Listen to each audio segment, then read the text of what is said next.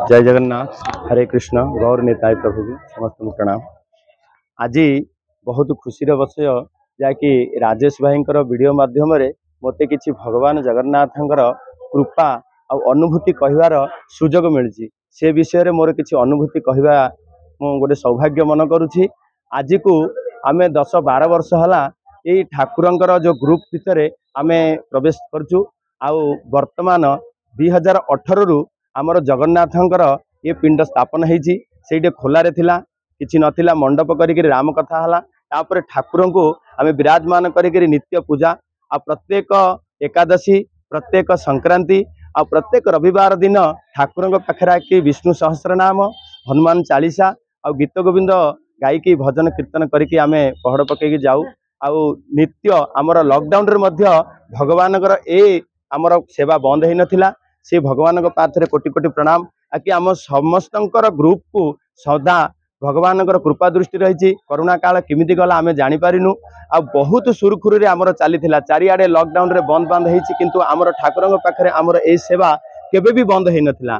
आउ आज को 4 वर्ष तले मोर गोटे बहुत गूढ़ अनुभूति अच्छी कि गोटे प्रसंग रखी आमर गोटे घर गोटे प्रसाद व्यवस्था रखाही से दिन को माने दीर्घ 2 मास है वर्षा चली आमर गोटे भागवत कथा चलता से मंडप होता वाटर प्रूफ रे सेटा सरिला पर आमे से भोजी भात करवा बोली गोटे रही किंतु आमर समय अनुसार आम टाइम सेटिंग हो पारानी क्या कौन कर लास्ट रे मंडप भांगा हो गला किंतु गोटे आम दीर्घ गोटे आम फिक्स कलु कि 1 तारिख करवा से दिन सारा वर्षा होची से कालियार भुज को हाथ उठे कहदेली प्रभु तोहरी ही नीला तू जहाँ करू तो उपरे दिन सारा वर्षा होची ढी वर्षा होची गोटे जगार आमर रोषे होची समस्ते भौणी माने आमर पूरा ग्रुप साथ देकर करुचंदी किंतु से समय एते अचंबित हो गला समय 5टा समय पूरा वर्षा पूरा निर्मल हो गला आउ राति 11टा अध पर्यंत